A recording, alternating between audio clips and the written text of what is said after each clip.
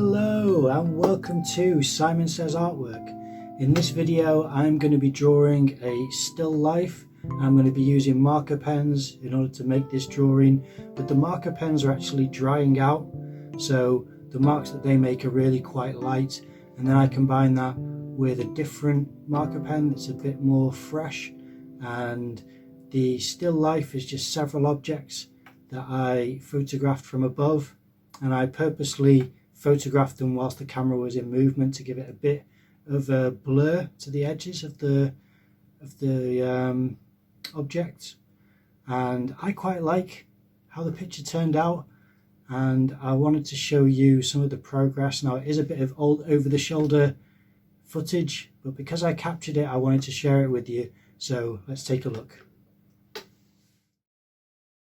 This piece is in my second year sketchbook, and it was part of an extended study for a project about cabinets of curiosity, and these were objects that were included in my cabinet of curiosity.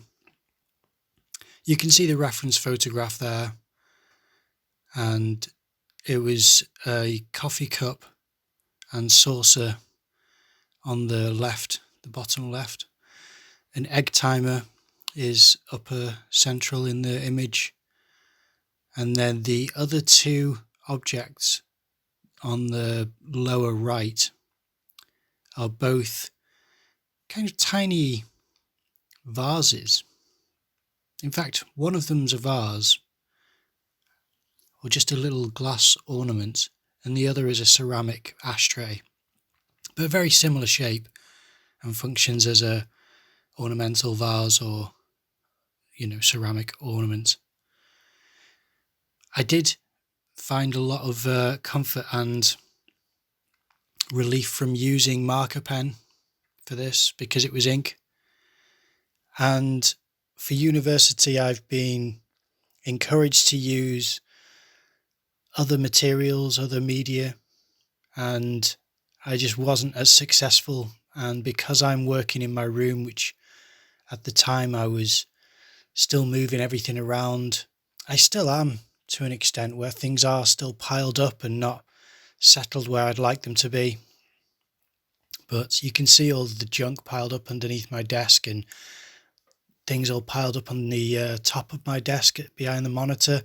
It was really messy, and it's not how I comfortably live. So I was just basically trying to find something that wasn't a messy medium, because there's too many things around, too many electrical items and books and things which I can't have splashes or dust from different, powdery substances that could be used, like soft pastels.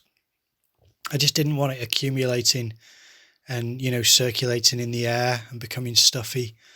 So it was a tricky environment to get comfortable in. It still is, but it's more so back then. There are several mistakes that I make in this image, but it doesn't hurt the overall image. But you can already see that this circular shape I'm carving out in the bottom left-hand corner is not really going to be embodying the light reflection that you can see, or reflected, I should say, that you can see in the source image. And you can see quite clearly what the focal point should be, because it's a photograph on a monitor and you're watching this through a camera, vantage point. So it sort of heightens the contrast. So you can clearly see what's light and what's dark and what's mid-tone with this removal. But when I was sat there, there's a lot more detail that you can see and a lot less heightened contrast. So all of the dramatic darks and lights weren't quite so obvious. And that's something which is why I encourage people to squint to get that heightened contrast. You want to be able to see dark and light really clearly. And you can just see the way I've drawn the saucer hasn't got the light on the other side, the same side as the egg timer, as there is in the photograph. But it still works out as an image that I really quite like, and it doesn't necessarily matter how accurate you are, depending on how well you can deliver a decent image in an interesting, intriguing composition. And for this, if I could do it again, I would have spent more time on the egg timer to get the perspective closer, because I struggled a bit with the perspective, but that's going to happen with ink, I suppose. I'm just making excuses for myself now by saying that's going to happen. In truth, I could have done it better. If I would have taken longer, I would have done a better job of it. Now you can see my curtains fluttering in the background. That's because with it being such a cluttered room, I always had my window open. So you can see the wind just blowing through and moving the curtains there, just trying to get some air circulating in the room. Plus back then I had the unhealthy habit that I've kicked these days, where you do want the air to be freshened up, because you're adding to the cloudiness of the air quality. And I've kicked that habit about, 3 or 4 months ago. And it was more just habitual addiction of, just appeasing my own frustration, and I suppose I was feeling restless at times. So when I wanted to settle and I felt like I would be able to take some time out, I would make myself one of these indulgences, and I would sit back and tell myself that this is the time that I reflect and I spend more thought during this time, and I come out with a better product. And unfortunately, since I've quit, I've not had this same interest and investment in work as I did. And I think it is because of ritual that is so ingrained, because it's been since I was 12 years old when I started. So that's just something which I'm working my way through and getting out of slowly. I mean, since the first lockdown, or before the first lockdown, or I think it's around the first lockdown, I'm not certain, but around that time, I started to have less and less meat in my diet, and not for ideological reasons, just as a side effect of trying to be cautious and trying to adjust and pivot in order to protect from risk of infection, I suppose. So that was another lifestyle choice, where now I don't have any meat in my diet. I no longer smoke, which is what that habit was I was talking about earlier. And I no longer go out and socialise. So there's been several large lifestyle changes. And that's where I'm quite different now from where I was in this video. But it's not as though I can't make work like I was in that video, the video that you're watching, but it's just that I can see the differences just in the environment. I would prioritise those comforts over things which would be more productive. So I've done more lifestyle adjustments since, which I wouldn't have done back then. And yet I think I had the reassurance that so long as I had those indulgences to hand, I would be able to settle no matter what clutter I was surrounded by, no matter what adjustments I had to make in order to try and keep others safe and myself. But now I think that there's always a way of trying to, I suppose, reframe how you want to live and how you want to go forward, and consider what healthy is. So for this study, I was in the mindset of steeped in pandemic adjustments. I had created several patches of what would you call it? I suppose different vegetables and plants and things that I was growing. And so I would ritually wake up at a certain time to go out and water and wake up certain plants and put them to bed in the evening. And that stopped since. It was just something which I did because I thought we'd try to limit our exposure to shops and supermarkets, but that's not something I could sustain. However, there are certain things I've held on to that I do see as valuable, and distancing and isolating and remaining locked down are some of those things. And it's not a popular viewpoint, I understand. But that's what I was still in for this period of this drawing, this sketchbook study. It was during my second year, about halfway through, that the pandemic hit.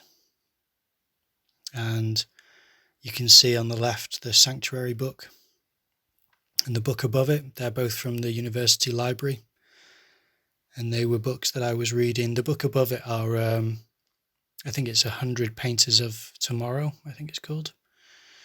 I read those two books for my dissertation, which was, I don't know, it was, I didn't know what I was doing when I took the books out, and I tried to make the most of it, and my marks suffered, and my studies suffered because there wasn't sufficient guidance to get me through that period. I was quite dissatisfied with the management of it. Other students have commended the guidance and support of the tutors, but I didn't experience that. And I know lots of other people who didn't either. So that's created a bit of a rift between some students and others. And it's not as though I want to, fracture any, part of the student body, but I can see how some students just seem to engage in unfettered propaganda, it would seem. It's just, they just talk as though it's a political party. And I'm trying to reflect the truth of what I've experienced and what I've heard others experience. And it's not welcomed by most people. They just say, oh, just, try to be nice and get on with it. Keep your head down. I don't think that's going to improve anything. If you're having problems in university, the best thing to do to be a good student surely would be to express a dissatisfaction and a discomfort with how things have been managed or mismanaged. But that's apparently not acceptable to some. And I'm afraid I can't choose the path of least resistance sometimes. It just calls me upon me to make sure that my voice is heard. I hate the idea that your voice is being stifled due to peer pressure. I won't accept it. And I'm not the only one. So I do appreciate allies in that struggle. Not a pleasant thing, but that does happen. And all of that was whipping around in my head and in my emotions during this period. But I did enjoy this study. It was one of the few that I did. A lot of the other work, I found it hard to invest in, and I didn't really see the work developing and becoming, interesting and creative. I just saw myself enjoying and investing in marker pens and still life studies, and not just because it's figurative, but because it was aesthetically pleasing to me, and it didn't seem to pander to this style which university appears to really heavily, impose upon its students, which is to remove your hand from the work and to try and make you practice art making in a way where your input is simply setting the wheels in motion and something else creating the actual marks and the composition and the work. They love that removal of the person to the work.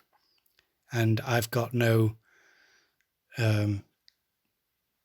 any problem with that type of work, but I just don't like the fact that you don't have the option to have anything aside from that. There's just no wiggle room where you're supported doing stuff that isn't that. It's only that type of work that's supported. It may sound dramatic, like I'm over exaggerating, but I can assure you, anything you do outside of that, when they see it, it doesn't reflect what they're teaching you, so they don't want to see it. They don't give you marks for it or credit. It doesn't look as though you're trying to learn or to grow. You're just doing work that you were already doing anyway. Whereas to me, any work that you were doing before and you're still doing is a continuous growth and expansion that you are attempting to improve upon anything that you had earlier. And you're trying to take things that you've learned in university and apply them to an area where you actually have legitimate interest. And they won't acknowledge that. Even the best of them won't. So it's sad. I say the best of the best of them that I came across had left by the early part of the second year. So that was the only tutor who seemed to acknowledge students who weren't inclined towards abstract and non-figurative work. And he would recognise that and encourage them to strengthen their studies in different areas related to those areas of art making. By which I mean, to myself, he suggested that I expand upon texture, because I did a lot of perspective and line and mark and portrait and landscape. And he said you should really do some texture work so that you have this experience and knowledge of how to make something look like, I think it was a brick wall combined with a stone wall. It was a cross section that I'd taken a photograph of, and he told me to do that, which I did, but I didn't get to see him very often. So it was other tutors who came across that. And again, if they don't see themselves in the work, they don't see it as something which they've encouraged, they don't really acknowledge it. It makes you quite jaded, as you can probably hear from my recollection of the experience. So for this drawing, I was very much disheartened with the course, and obviously, dismayed with the state of the world. And that's not really changed since. I'm trying to find other things that I can improve upon and strengthen in my own experience. Now you can see from this part of the drawing that I'm really pushing this shadow around the saucer, which isn't true to the source image, or at least not to the extent that I'm doing it. But I saw it somehow from where I was sitting, so it shows how different the image is from my vantage point than what it is from this removal of the camera. Everything was a lot darker in my eyes than what it looks like here. And it would have made a better image to have the light be stronger. I wouldn't mind drawing these things again, but I don't think it's something which I necessarily have call to do, really, unless it's going to develop into a painting, which I have considered doing a painting. So I'm not sure. It's not as though it takes a lifetime to achieve a painting or another study. It's just you get pushed and pulled in different directions, and currently I'm not really I don't have this on my desktop ready, let's put it that way. I would be able to find it again without too much difficulty, I can imagine, because I do date the file folders that I back these photographs up into most of the time. So maybe I will. There are other paintings that I need to do beforehand, and that's something which I'm hoping to feature on the channel soon. For now, this is one which I have been looking forward to showing. It is one which I think is an interesting image. It's one of the better things I did whilst in university. I'm still in university currently. I'm in the mid to late stages of my third year, and I haven't done anything else like this. I've done less and less art making because of the situation that I'm in, and I've been encouraged by tutors to no longer work on paintings for my studio work, but instead to produce videos, because I was making short art videos and art films for university during the second year, as well as some drawings and paintings. I feel that my ability to paint for some reason just deteriorated in university, and I know that I can paint better than I have been. I can only imagine that that's because of my mind frame, I suppose, my mental and emotional state during this period. I really wish that could have been an outlet for me, but painting was a real difficult task and a challenge. It was hard to get comfortable. It was hard to set up. But I'm going to try and integrate painting and drawing into my videos, just so that I have something where I've made a compromise. Even if I can't submit videos to university for marks, I'll submit videos where I'm doing painting and drawing as part of the ambience of the environment, because that seems to be valid, is to reflect upon the experience in that way. And it's just going to be a good excuse to put it into practice. One thing that I did find is, because I'm using marker pens that are drying, when I would do marks for the table, so long lines, you'd see the ink run out, and I'd capitalize on that by using the really, really light ink from the marker pen for the shadow of the objects, because it'd go so light that you could all of a sudden use it for that. Whereas when you lift it from the page for a moment, it replenishes the ink in the nib and it goes darker again. And when it would go very light, like you can see it doing there, I would use it for shadow on the lighter parts of the objects. So that's just a thing that I found that worked for me. I quite like the layering of the dry nib.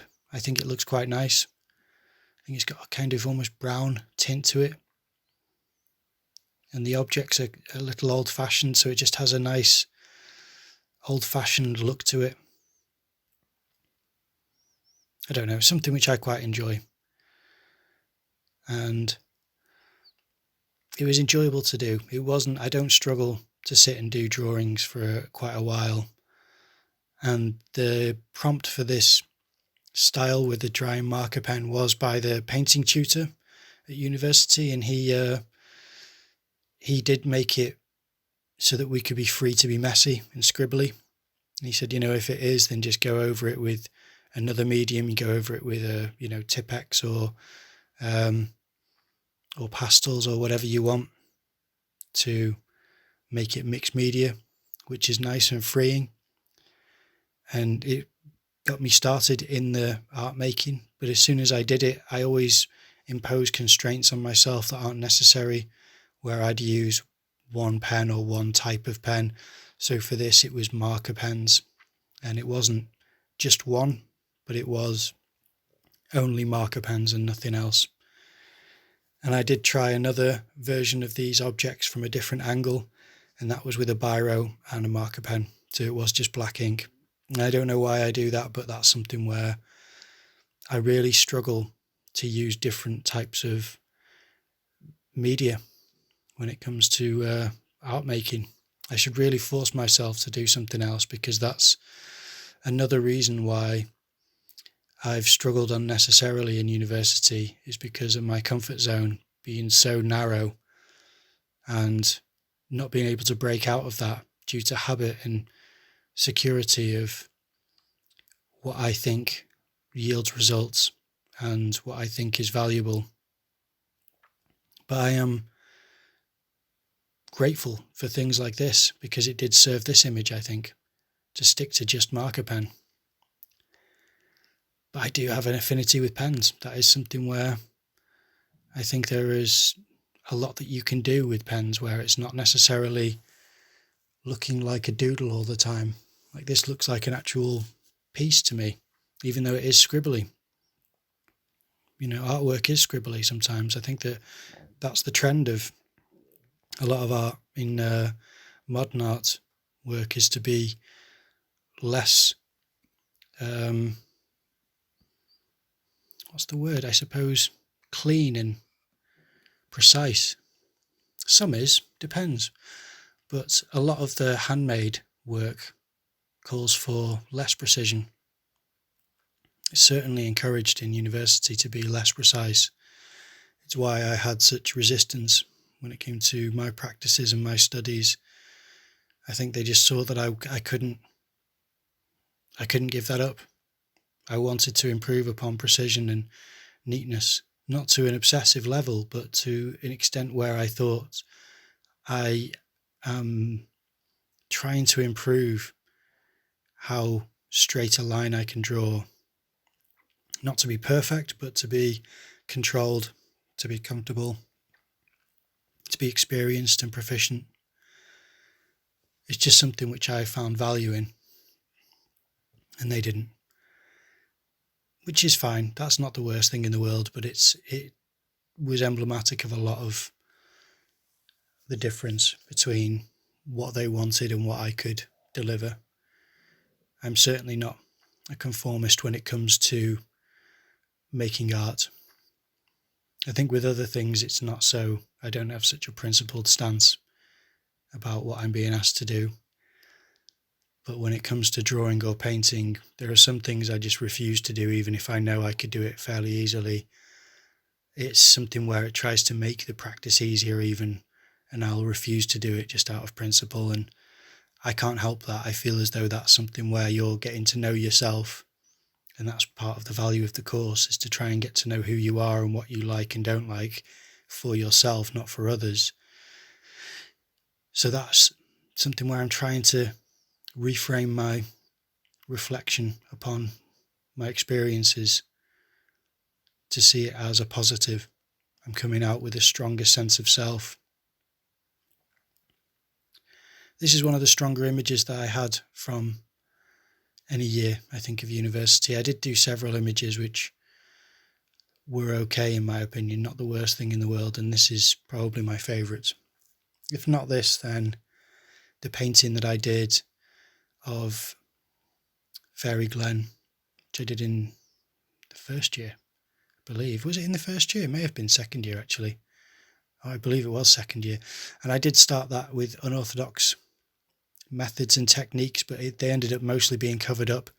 But I can see the value in those approaches to start off a painting. I don't think I have video of the process, unfortunately, of painting that. I should do another painting in the future with a similar approach just to show what I mean, because it has got value to it. Even if you're covering up the majority of it, any remnants of that start of that unorthodox approach at the beginning really add to the painting, because it is unwieldy, and then anything which is really refined afterwards is tied together with that chaotic approach initially and complement each other. So now that I've got all the objects in place and I've covered up a lot of the space, it becomes just adding tone and trying to darken certain areas to try and heighten the tonal values and reflect the shadows deeper. The accuracies fall away, and I don't try to make it an exact copy of what I'm looking at, and I just try to serve the picture on the page. And I can already tell, as far as the sketchbook goes, this is one of my favourite pages, because you don't really have an aerial view of many studies in my sketchbook. So it was already more intriguing that way.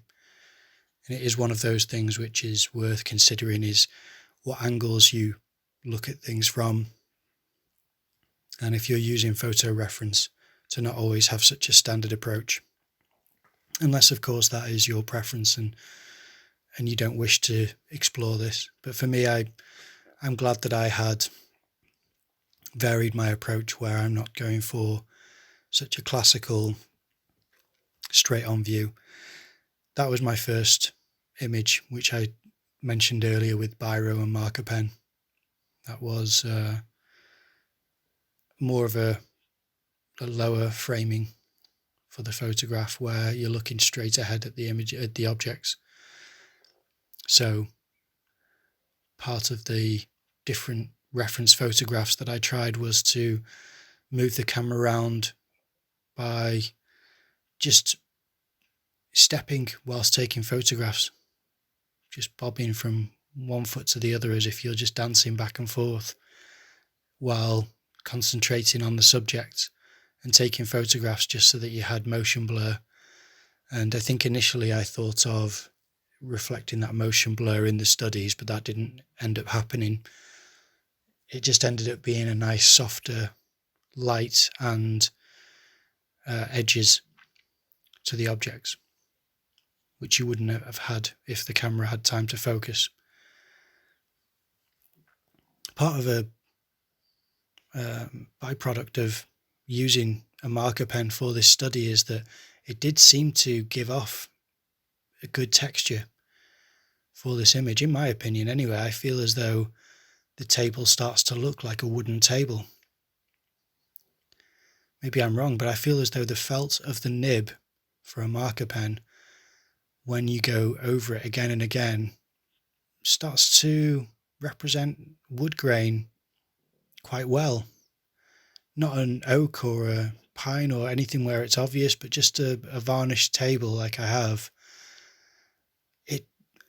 It looks fairly good to me as a reflection of what I'm working with. And the same with the other objects. It depends on how you apply the nib and try to carve out certain areas of light or shadow. And the midtone's just as important. I always mention all three together, but it's because I don't know if you can see on the photo reference, on the egg timer, so that's the object which is the top center of the photograph, there is shadow on the left and right, and on the top where you can see a circle, that's where there's a wind up crank for the timer to be started. And you can see on one side of that there's light, and on the other side there's midtone. And it is shadow, but it's midtone shadow, because it's shadow on the top of the object, and the top of the object catching more light than the bottom or the sides. And it's also a white circle, which is catching shadow from this crank at the top, which I think is really nice. The midtone really adds a lot to these photographs, to these images, to the objects and to the study. So to this drawing, when I add that midtone shadow, which is one of the last things that I add, I think, it really makes the drawing so much better, because you can spend all the time in the world working on wood grain, but if you actually catch shadow, light and midtone in enough areas, it will be really enjoyable for the viewer to see, because you can see this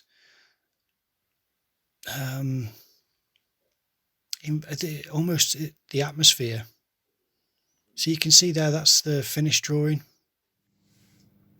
Alright, so that's the finished drawing, and the video shows how I got to a certain point, and then afterwards I just blocked out the background with a darker, more fresh marker pen in order to really show the contrast between the background, that cut shape, and the desk here where I had the objects sat, and the objects on there with the reflection and everything. So I hope you liked that video. If you did, please leave a like on this video and put a comment down below. Subscribe to the channel, ring that bell so that you get the notifications when I post a new video. I'll be posting between 3 and 4 times per week, so make sure you stay up to date. and I'll see you in the next video.